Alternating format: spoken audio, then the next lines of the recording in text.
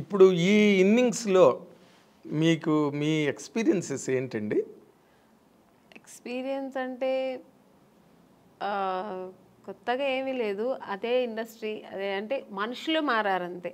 అప్పుడు ఉన్న డైరెక్టర్స్ లేదు, అప్పుడున్న ప్రొడ్యూసర్స్ లేదు, అప్పుడున్న ఆర్టిస్టులు ఏమో అప్పుడప్పుడు తగులుతుంటాం మనం. ఇప్పుడు జగపతి బాబు గారిని కలుస్తుంటాం. అప్పుడు ఏదైనా సినిమాలో రాజేంద్ర ప్రసాద్ గారు, నరేష్ గారు, ఇలాగా నేను చేసిన హీరోస్ అందరితో ఇప్పుడు మళ్ళీ ఆ మదర్ క్యారెక్టర్స్ చేసేటప్పుడు వాళ్ళ పక్కన అలా చేసే అవకాశం దొరుకుతుంది కాబట్టి వాళ్ళతో అలా మీట్ అవుతుంటాం. మళ్ళీ రోజా గారు ఈవెంట్స్లో కలిశాను, ఇంద్రజ, మీనా గారు, ఇలాగా సీనియర్ యాక్టర్స్ రాధిక గారు ఏదో ఒక ఈవెంట్లో మాట్లాడకపోయినా అట్లీస్ట్ చూస్తాం. ఇలా ఉంది తప్ప మిగతా ఏమి ఎక్స్పీరియన్స్ ఏముందంటే అప్పట్లో ఉన్న ఎక్స్పీరియన్స్ కాదు, ఇప్పుడు ఉన్న ఎక్స్పీరియన్స్ కాదు. ఇది కొత్తగా నేర్చుకోవాల్సిందని చాలా ఉంది ఇప్పుడు ఉన్న ఇండస్ట్రీలో. ఏంటి కొత్తగా అంటే అప్పట్లో మేము యాక్టింగ్ అనేది యాక్ట్ చేసి చూపించాలి. కొందరు డైరెక్టర్స్ న్యాచురల్ యాక్టింగ్, కొందరు డైరెక్టర్స్ కమర్షియల్గా నువ్వేం చేస్తావు అది అలా ఉండేది. ఇప్పుడు డైరెక్టర్స్ ఏంటంటే యాక్టింగ్ చేయదంటున్నారు, చాలా న్యాచురల్గా. అంటే ఇట్స్ గుడ్, బాగుంది. ఎందుకంటే ఓవర్ యాక్ట్ చేసి చేతులు ఇలా ఇలా అనేసి ఓవర్ డైలాగ్స్, పెద్ద పెద్ద డైలాగ్స్ అంతా లేదు ఇప్పుడు. చాలా స్వీట్ అండ్ షార్ట్ అండ్ స్వీట్గా చిన్న డైలాగు దాన్ని చక్కగా మన ఫేస్లో ఎక్స్ప్రెషన్స్తో చెప్పాలి ఇప్పుడు. అది నాకు కొత్త ఎక్స్పీరియన్స్. అంటే అప్పట్లో నేను ఒక బాపు గారు, కె విశ్వనాథ్ గారు సినిమాలో అలా ఎప్పుడో మనకు పండగ పబ్బాలు వచ్చినప్పుడు ఎలా మనకు కొత్త రకంగా ఉంటుందో అలాగా నాకు వాళ్ళ సినిమాలు చేసినప్పుడు మనకు అనిపిస్తుంది. రెగ్యులర్గా సినిమాలు వేరు. అవును, ఇప్పుడు మన బాబు గారు సినిమా చేసినప్పుడు ఒక స్పెషల్ ఉంటుంది, కె విశ్వనాథ్ గారు ఒక స్పెషల్ ఉంటుంది, కె రాఘవేంద్ర గారు, దాసరి నారాయణరావు గారు సినిమాలు ఇలా ఒక్కొక్కరు ఒక్కొక్క టేస్ట్ ఉంటుంది, ఒక్కొక్క స్కూల్ ఉంటుంది వాళ్ళకి. సో అవి నేర్చుకుంటుంటాం. ఇప్పుడు అలా కదా ఆల్ డైరెక్టర్స్ ఇలా ఒకేలాగా ఇలాగే లేదు మేడం, ఇలాగే ఉండాలి. యాంగిల్స్ కూడా వాళ్ళు చూసారండి. ఇప్పుడున్న డైరెక్టర్స్ అందరూ ఒకేలాగే ఈ యాంగిల్స్ పెట్టడం, లాంగ్ షాట్ తీయడం, మళ్ళీ క్లోజప్ తీయడం, మళ్ళీ సేమ్ డైలాగ్ని సజెషన్ చేయడం. సో అది వాళ్ళు ఇప్పుడు అలా తీస్తారేమో మాకు తెలియదు. అంటే నాకు డైరెక్షన్ గురించి అవగాహన లేదు, నాకు నాలెడ్జ్ లేదు, బట్ తెలుస్తుంది నాకు ఓ రకంగా ఎక్స్పీరియన్స్. అందరూ ఒకే రకంగా ఇప్పుడు చేస్తుంటారు. మనకు అప్పట్లో వేరు, ఇప్పట్లో వేరు. చేసే ఆ డైరెక్షన్ కానీ, మేకింగ్ కానీ, కెమెరా మేకింగ్ కానీ, ఇవన్నీ మనకు ఆ లైటింగ్స్ కానీ ఇవన్నీ కొత్తగా ఉన్నాయి. సో ఇప్పుడు దీనికి అలవాటు పడిపోయాం. అంతేనా? అంతే. కాదంటే మామూలుగా అప్పటికి అదేలాగా మానిటర్ మాకు అప్పుడు లేదు. పర్ఫెక్షన్ మనం ముందే చేసుకోవాలి. అన్నీ ఆల్రెడీ మనం అన్నీ చేసుకుని టేక్ అన్నప్పుడు ఒక్క టేక్ ఎప్పుడైనా చాలా కష్టం, పెద్ద డైలాగ్స్ ఏదైనా కొంచెం ఎక్స్ప్రెషన్స్ కష్టం ఉన్నప్పుడు సెకండ్ టూ టేక్స్ అలా తీసుకున్నాం. చాలా రేరు ఆర్టిస్టులు అందరూ ఒక 4-5 టేక్స్ తీసుకోవడం అంటేనే మాకు నర్వస్ అయిపోతుంటుంది. రెండో టేక్ అనేప్పటికి అమ్మో బాబాయ్ ఏంటి రెండో టేక్ తీసుకున్నాం అండి. ఇప్పుడు అలా కాదు, అసలు వాళ్ళు రిహర్సల్ చూడట్లేదు. ఏ డైరెక్టర్ సరే రెడీ మేడం ఇచ్చారా, ఓకే డైలాగ్ చూసుకున్నా, ఆ టేక్ వెళ్ళిపోదాం మేడం అంటున్నా. అంటే మేము ముందు ప్రిపేర్ మేము అయిపోవాలి, లేదంటే ఏం తీస్తున్నారో మనకు తెలియదు. ఒకసారి చూసుకోవడం కానీ, మన ప్లేసెస్ ఎక్కడుంటాయి, మా యాంగిల్స్ ఎలా వస్తాయి, లైటింగ్ ఎలా పడుతుంది, ఇవన్నీ ఏమి ఇప్పుడు చూసుకోవట్లేదు. అంటే వాళ్ళకు కాన్ఫిడెంట్ బాగా వస్తుంది అని. సో మనం ఆర్టిస్ట్ అలా ఉండలేము. ముందే మనం వాళ్ళు ఏం చేస్తారో మనం తెలుసుకొని దానికి తగినట్టుగా. ఇప్పుడు అప్పుడు రిహార్సల్ ఎక్కువ ఉండేది, టేక్ తక్కువ ఉండేది. ఇప్పుడు టేక్లు ఎక్కువైపోయింది, రిహార్సలే ఉండట్లేదు. ఇప్పుడు టేక్ అంటే బాగా రాలేదు ఇంకో 1 more. ఎందుకంటే డిజిటల్ కదా, వాళ్ళకి ప్రాబ్లం లేదు, ప్రాబ్లం లేదు కదా, ఆ టెన్షన్స్ వాళ్ళకి లేదు. బట్ మాకేమనిపిస్తుంది, ఒక టేక్ రెండో టేక్ అప్పట్లో ఉన్న ఆర్టిస్టులు అందరికీను ఒకసారి అన్నీ పక్కా చూసుకొని ఒకే టేక్ చేసేయచ్చు కదా. మళ్ళీ ఎందుకు చేస్తారు? ఇప్పుడు ఒక ఎమోషనల్ అని మళ్ళీ చేస్తే రాదండి. అవును, పక్కా చూసుకుని ఒకసారి చేస్తేనే ఆ డెప్త్ ఒక్కసారే బాగుంటుంది, మళ్ళీ చేస్తే బాగుండదు. అది ఇప్పుడు వాళ్ళకి చెప్పి అర్థం చేయించాలా లేదో తెలియదు, కానీ కొంతమంది చెప్పేస్తారు, నేనైతే చెప్పను, వాళ్ళు చెప్తే మళ్ళీ మళ్ళీ ఇంకా చేయాల్సిందే. సో అలాగా ఈ డిఫరెన్సెస్ తప్ప నార్మల్గా అయితే బాగుంది ఇండస్ట్రీ, చాలా బాగుంది.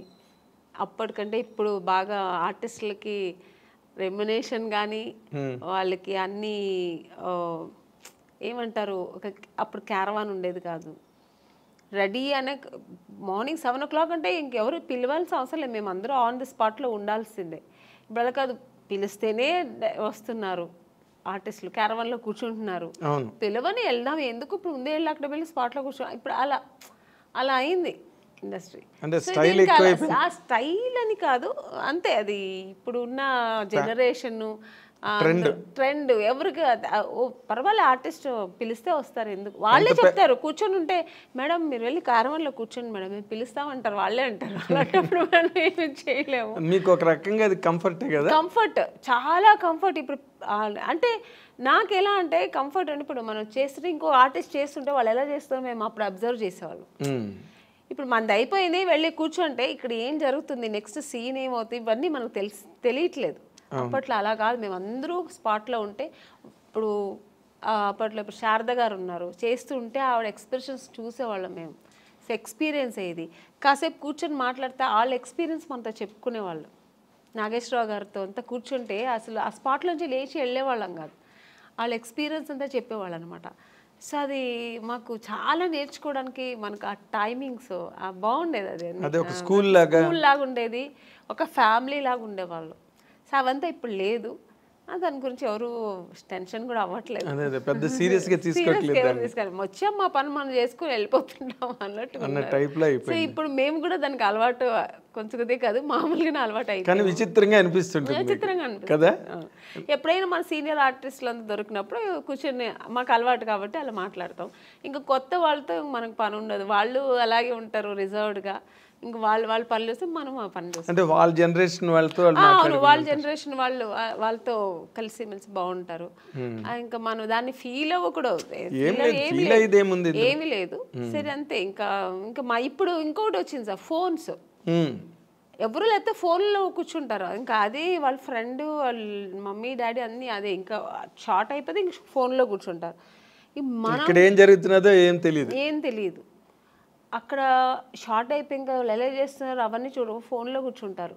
ఇప్పుడు ఇలా అయిపోయింది అంతే, ఎవరిని ఇక్కడ తప్పు చెప్పడానికి లేదు, ఆ అట్మాస్ఫియర్ అలా, ఎన్విరాన్మెంట్ అలా అయిపోయింది మనకు, దానికి తగినట్టుగా మనం కూడా వెళ్ళిపోతున్నాం. Very nice. అయితే ఇప్పుడు నార్మల్గా ఈ ఫస్ట్ ఇన్నింగ్స్లో హైలీ సక్సెస్ఫుల్గా ఉన్నవాళ్ళు ఈ రోజున సెకండ్ ఇన్నింగ్స్లోకి వచ్చేసరికి, అంటే మీరు చెప్పిన ట్రెండ్లు ఫాలో అవుతూనే, బట్ వాళ్ళు మంచి పొజిషన్స్లో ఉన్నారు సినిమా ఇండస్ట్రీలో. ఎందుకంటే ఈ యంగర్ జనరేషన్స్ రావడం, వాళ్ళకి మీలాంటి మంచి టాలెంటెడ్ ఆర్టిస్టులు అవసరం కావడం మేజర్ క్యారెక్టర్స్కి, అలాంటి దాంట్లో మీరు ఏమైనా డిమాండ్లో ఉన్నారా? మిగతా ఆర్టిస్ట్ గురించి నాకు తెలియదు, నేనైతే ఏమీ డిమాండ్స్ లేదని ఎప్పుడు. ఆమెని అంటే నో డిమాండ్, ఎప్పుడు అంతే, హీరోయిన్గా ఉన్నప్పుడు అంతే, ఇప్పుడు అంతే. క్యారెక్టర్ వింటాను, నచ్చితే ఓకే బాగుంది చేస్తాను. అలాగే నా డిమాండ్స్ ఏమి లేదు, నా గురించి తెలుసు ఇండస్ట్రీలో.